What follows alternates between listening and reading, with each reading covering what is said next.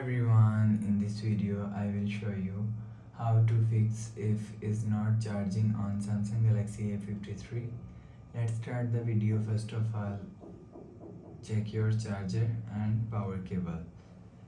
After check your charger and power cable, you will see your problem is solved. But if it not solved, so restart device. Just click and hold side power button and click on this restart icon. Again tap on this restart icon, you will see your phone is restart. After restarting, enter phone pin, you will see your problem is solved.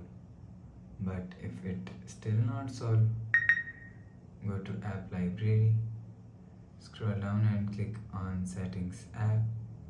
Now in setting, scroll down and click on battery. After click on battery, click on charging setting.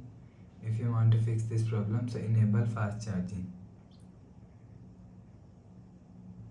After enable fast charging, go back to home screen. You will see your problem is solved.